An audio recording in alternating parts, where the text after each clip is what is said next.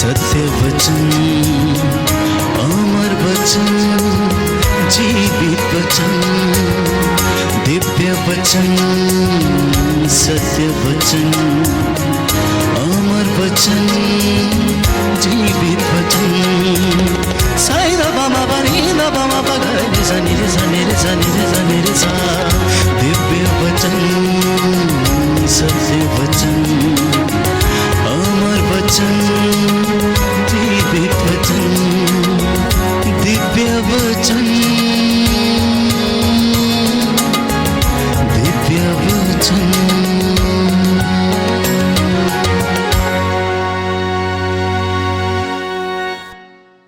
सबको जय यीशु की। प्रियजनों, प्रभु यीशु के सामर्थी नाम से मैं आप सभी का अभिवादन करता हूं। आज का वचन आपके जीवन में 100 गुना फल लाए, मैं इसके लिए मैं प्रार्थना करूंगा। पवित्र आत्मा आपके हृदयों को, आपके मन और आपकी आत्मा को खोले, आपके कानों को खोले, जिससे कि आप परमेश्वर का यह वचन स्वीकार करके अपने जीवन में उद्धार पाएं और मुक्ति पाएं। प्रभु ने हमें सुंदर मौका दिया है कि इस टीवी चैनल के माध्यम से हम आप तक प्रभु के वचन को पहुंचाने में समर्थ हुए हैं। यह कितनी सुंदर बात है कि प्रभु अपने वचन के प्रचार प्रसार के लिए अनेक माध्यमों का इस्तेमाल करता है, अपने चुने हुए सेवक और सेविकाओं का इस्तेमाल करता है।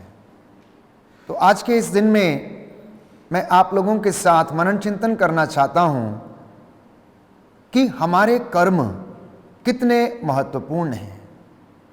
अक्सर हम सोचते हैं कि क्या हमारे कर्मों का फल हमें मिलता है या नहीं, क्या ईश्वर हमारे कामों से प्रसन्न होता है या नहीं। बाइबल हमें बताती है, याकूब के ग्रंथ अध्याय 2 पद संख्या 14 से 26 में हम पढ़ते हैं कि कर्मों के अभाव में विश्वास व्यर्थ है। कर्मों के अभाव में विश्वास व्यर्थ है। अगर कोई व्यक्ति ये कहता है कि मैं ईश्वर में विश्वास करता हूं और उसके अनुसार नहीं जीता या उसकी आज्ञाओं का पालन नहीं करता, तो बाइबल कहती है वो झूठ बोलता है और ऐसा व्यक्ति अपने आप को धोखा देता है। अगर कोई व्यक्ति ये कहता है कि मैं ईश्वर को प्रेम करता हूं, ईश्वर को जानता हूं, तो प्रियजनों, उसे ईश्वर की शिक्षा को और वचन को आत्मसात करके अपने जीवन में आगे बढ़ने की आवश्यकता है। तो आज का जो विषय है जिस पर मैं आपके साथ मनन चिंतन करना चाहता हूं वो ये है कि संत पौलुस कहता है कि कर्मों के अभाव में विश्वास व्यर्थ है, निर्जीव है, वो किसी काम का नहीं है। अब कोई व्यक्ति ये कहता है कि मैं विश्वास करता हूं, मैं बहुत प्रार्थना करता हूं, परंतु इसके विपरीत उसके जीवन में बहुत ईर्ष्या है, लूटपाट है, हर प्रकार का शोषण है, हर प्रकार का अत्याचार है और अनेक बुराइयां हैं, तो मैं समझता हूं कि उसका विश्वास मजबूत नहीं है, वो व्यर्थ है, वो निर्जीव है।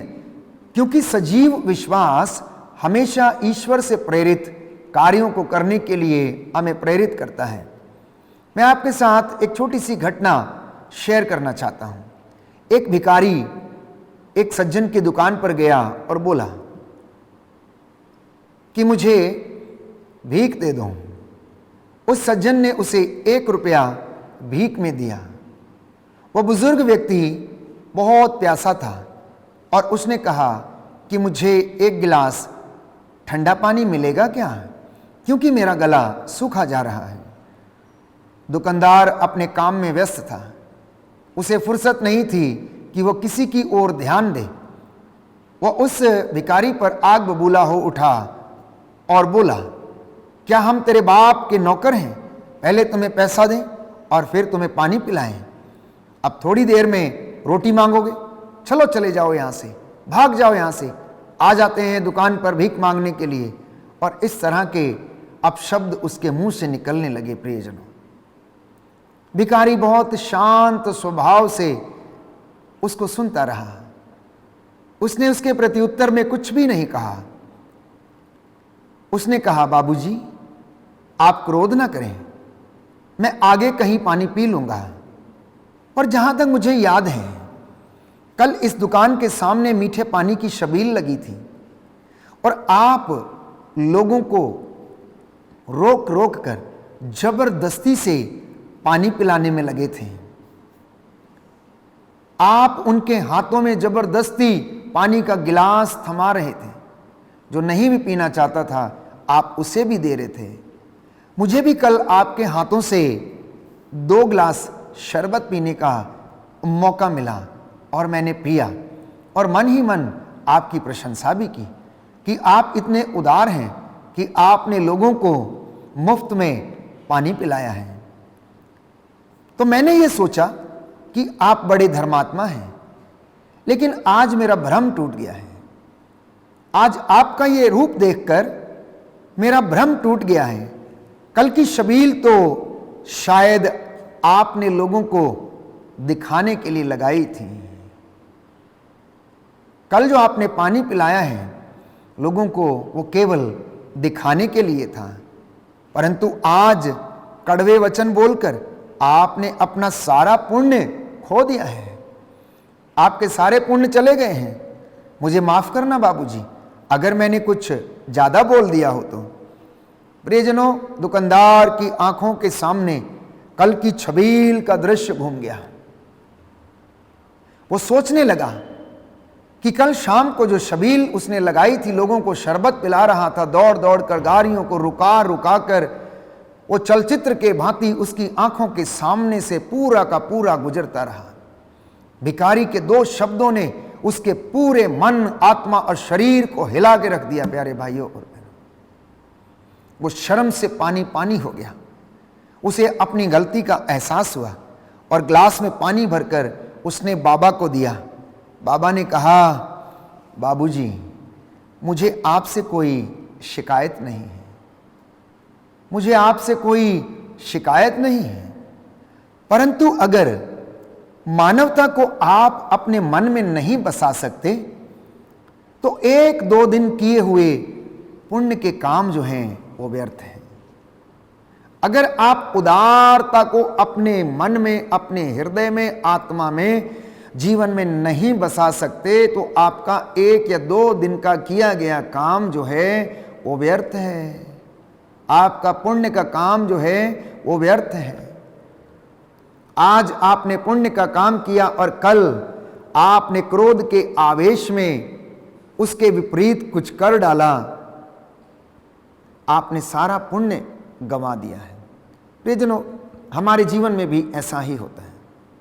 हम मनन चिंतन करके देखें कि क्या मेरे और आपके जीवन में कभी ऐसा अनुभव आया है जबकि हमने उपवास रखा, लोगों की सेवा की, उदारता के साथ हमने दान दिया, दान पुण्य किया, और दूसरे दिन अगर कोई हमारी दुकान पर या घर में आ गया हो तो हमने उसे लताड़ दिया हो, भगा दिया हो, वचनों से उसका कत्ल कर दिया हो।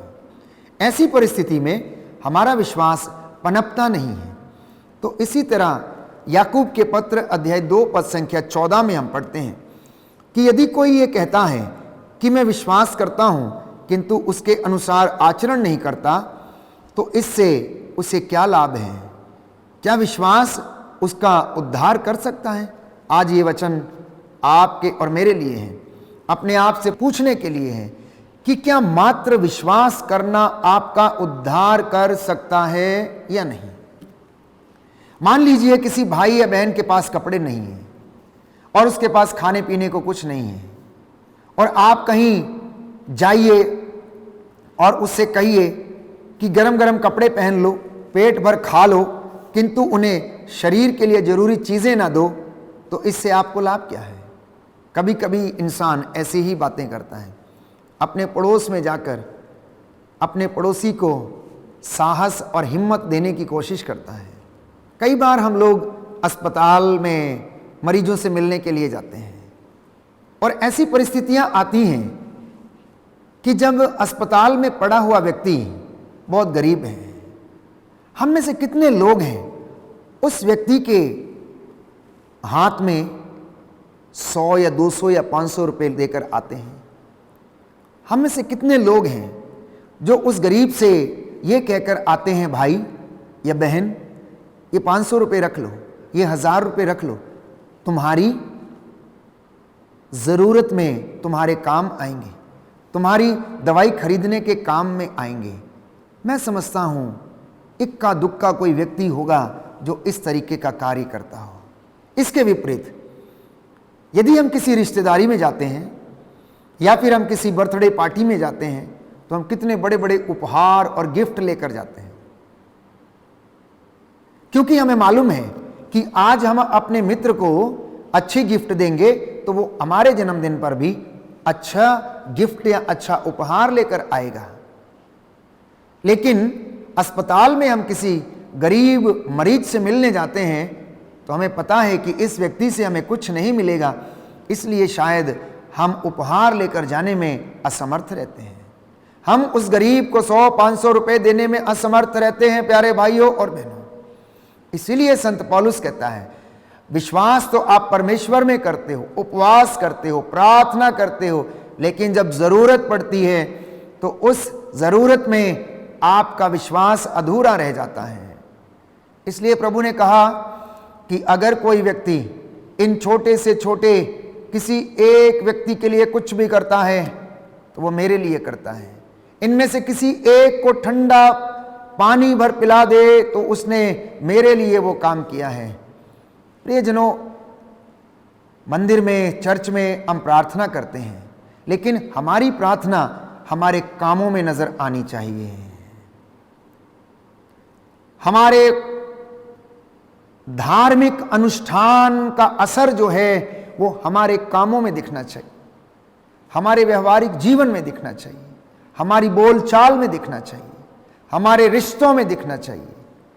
और तब आप जान जाएंगे कि आप सचमुच में प्रभु यीशु क्रिस्त के अनुयायी हैं। प्रियजनों, अगर आपसे या मुझसे कोई ये कहे कि मुझे अपना विश्वास दिखाओ, तो क्या ये संभव है? शायद ये संभव नहीं है।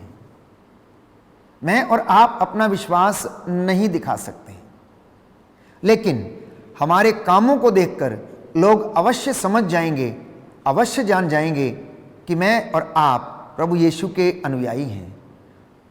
विश्वास कोई ऐसी चीज नहीं है जो दुकान पर हम जाएं और कहें दुकानदार से कि हमें 2 किलो विश्वास दे दो, जैसे हम चीनी खरीदते हैं या कोई अन्य चीज खरीदते हैं। विश्वास का प्रभाव हमारे कामों में देखने को मिलता है।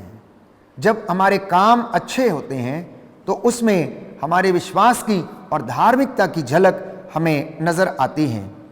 वचन कहता है कि तुम विश्वास करते हो कि एक ही ईश्वर है, अच्छा करते हो। दुष्ट आत्मा भी ऐसा ही करते हैं, किंतु वे डरते हैं और कांपते हैं।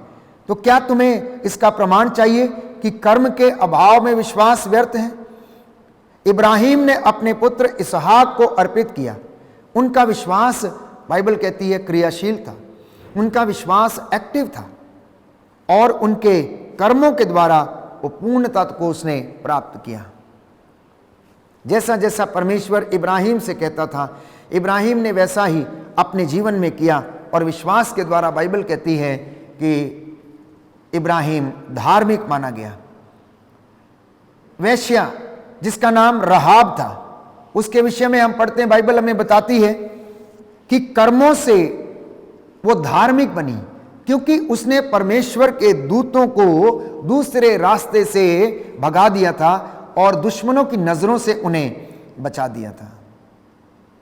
भले डाकू का अगर हम उदाहरण लेते हैं, जब वो अंतिम समय में क्रूस पर प्रभु के एक ओर लटक रहा था तो उसने प्रायश्चित करते हुए कहा कि जब आप अपने राज्य में होंगे तो मुझे भी याद कीजिएगा। पूरी जिंदगी भर उसने तबाही की होगी, पूरी जिंदगी भर उसने शायद अत्याचार किया होगा, पूरी जिंदगी भर बुरे काम किए होंगे, लेकिन आखिरी क्षणों में उसने अपने बुरे कर्मों के लिए माफी मांगी और वह कुछ ही क्षणों में स्वर्ग राज्य का अधिकारी बन गया, क्योंकि यीशु ने उससे कहा कि तू आज ही मेरे साथ मेरे पिता के राज्य में होगा। इसलिए प्रियजनों, इंसान को मनन चिंतन करने की आवश्यकता है।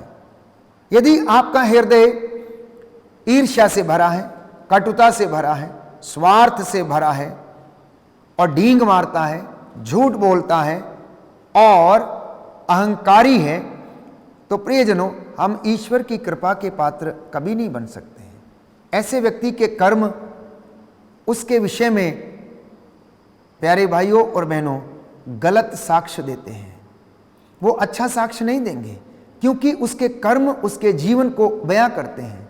व्यक्ति के अपनी ही काम उसके चरित्र के विषय में सब कुछ बता देते हैं। किंतु बाइबल कहती है कि जहां ईर्ष्या और स्वार्थ है, वहां पर अशांति है और हर तरह की बुराई पाई जाती है। जहां पर ईर्ष्या और स्वार्थ है, वहां पर अशांति है और हर तरीके की बुराई पाई जाती है। किंतु ऊपर से आई हुई प्रज्ञा पवित्र है और वो शांति प्रिय है, वो पक्षपातहीन है और निष्कपट भी है। अगर किसी को ऊपर से ज्ञान मिल गया हो, अगर कोई पवित्र आत्मा से प्रेरित हो गया हो, तो प्रियजनों, वो ईश्वर की उपस्थिति में रहकर विश्वासपूर्ण जीवन बिताता है और उसके जीवन में शांति बनी रहती है। याद रखिए प्रियजनों, आपका और मेरा भविष्य अनिश्चित है। मैं और आप नहीं जानते कि हमारे विषय में प्रभु की क्या योजनाएं हैं, कल हमारे जीवन में क्या होने वाला है। किसी का भाग्य वो नहीं जान सकता है, केवल ईश्वर हमारा भाग्य जानता है, क्योंकि उसे हमारे भाग्य पर अधिकार है, जीवन पर अधिकार है, मृत्यु पर अधिकार है, सृष्टि पर अधिकार है, समय पर अधिकार है। वो हमारे जीवन को पलट सकता है, वो हमारे भाग्य को पलट सकता है। इसलिए आप नहीं जानते कि आपका कल क्या होगा। आपका और मेरा जीवन कोहरे के समान है, कोहरे की उस बूंद के समान है जो सूरज का ताप लगते ही खत्म हो जाती है। ये जीवन का वो बुलबुला है जो पानी में उठता है, प्यारे भाइयों और बहनों, जो जरा सी तिनके से भी वो बुलबुला समाप्त हो जाता है। तो जो मनुष्य यह जानता है कि उसे क्या करना चाहिए किंतु नहीं करता, तो उसे पाप लगता है। जो व्यक्ति ये जानता है कि उसे क्या करना चाहिए और नहीं करता, तो उसे पाप लगता है। तो बाइबल कहती है कि ईश्वर घमंडियों का विरोध करता है, किंतु वह विनीतों पर और दीनहीनों पर दया करता है। इसलिए अपने कर्मों पर ध्यान दें, अपने कामों पर ध्यान दें। Take care of your actions, take care of your emotions. अपनी हर गतिविधि पर ध्यान दें और अपनी भावनाओं को अपने नियंत्रण में रखें। भावनाओं से संचालित ना हो। ये दिन बुरे हैं, बाइबल कहती है, संत पौलुस कहता है, आप वर्तमान समय का पूरा पूरा लाभ उठाएं, कर्म करते जाएं और परमेश्वर आपके कर्मों से प्रसन्न होकर आपको आशीष देगा। निस्वार्थ रूप से सेवा करते जाएं। आप लोग ईश्वर के अधीन रहें प्यारे भाइयों और बहनों। अगर आप ईश्वर के अधीन हैं तो आप कभी भी बुरे कामों में, बुरी संगति में नहीं फंसेंगे। इसलिए बाइबल कहती है याकूब का पत्र अध्याय 4 पद संख्या 7 में कि आप लोग ईश्वर के अधीन रहें, शैतान का सामना करें और वह आपके सामने से भाग जाएगा। बुराई का सामना करें और वो आपके सामने से भाग जाएगी। प्रभु के सामने दीनहीन बन जाएं प्यारे भाइयों और बहनों, क्योंकि प्रभु दया और अनुकंपा से परिपूर्ण है। वो आप पर दया करेगा, क्योंकि प्रभु यीशु ये कहता है कि मेरी कृपा तुम्हारे लिए पर्याप्त है। आज हम मनन चिंतन करें अपने कामों के विषय में, अपने कर्मों के विषय में, कि हमारे कर्म कैसे हैं। क्या हमारे काम पवित्र हैं? क्या हमारे कामों के द्वारा लोगों के जीवन में शांति आती है? क्या हमारे काम दूसरों को तसल्ली देते हैं? क्या हमारे काम लोगों को आशीष प्रदान करते हैं? क्या मेरे द्वारा लोगों का मार्गदर्शन हो पाता है या नहीं हो पाता है? क्या मेरी जुबान लोगों का जीवन संवारती है या उन्हें बिगाड़ती है? प्रियजनों, फिर से मैं आपको याद दिलाना चाहता हूं कि कर्मों के अभाव में हमारा विश्वास अधूरा है, व्यर्थ है। इसके अभाव में कोई भी ईश्वर के दर्शन नहीं कर सकता है। इसलिए यीशु ने बार बार कहा, पवित्रता की साधना करो। तुम जो काम मेरे लिए करना चाहते हो वो सबसे पहले मेरे छोटे से छोटे भाई या बहन के लिए करो, क्योंकि अगर मेरे नाम पर तुम उनका स्वागत करते हो तो तुम मेरा स्वागत करते हो। उन्हें अगर ठंडा ग्लास पानी भर पिलाते हो तो वह तुम उन्हें नहीं, वह तुम मेरे लिए करते हो। अगर तुम किसी बीमार व्यक्ति को अस्पताल में भेंट करने के लिए जाते हो तो तुम उसे नहीं परंतु मुझसे मिलने आते हो। प्रभु ये कहता है, मैं हर एक को उसके कर्म के अनुसार फल दूंगा। इसलिए गणना ग्रंथ में हम पढ़ते हैं कि हमें अपने कर्मों का फल तो भुगतना पड़ेगा। अगर हमारे कर्म अच्छे हैं तो प्यारे भाइयों और बहनों, हमें ईश्वर की शांति, ईश्वर का प्रेम हमेशा हमेशा के लिए मिलता रहेगा और आप विश्वास में बढ़ते जाएंगे। इसलिए अपने विश्वास में बढ़िए, और जब आप विश्वास में बढ़ेंगे तो आपके जीवन में आशीष उतरनी शुरू हो जाएगी। ईश्वर की कृपा आपके जीवन में बढ़ने लगेगी, और जब कृपा बढ़ेगी हमारे जीवन में उन्नति आएगी, शांति आएगी, चंगाई आएगी, हम खुश रहेंगे और हमारे जीवन में, हमारे कामों में प्रभु का प्रेम झलकता रहेगा और हम उन्नति करते रहेंगे। आइए हम प्रार्थना करें, प्रभु हमें आशीष दे। आज का वचन हमारे जीवन में 100 गुना, 60 गुना और 70 गुना फल लाए। आमीन।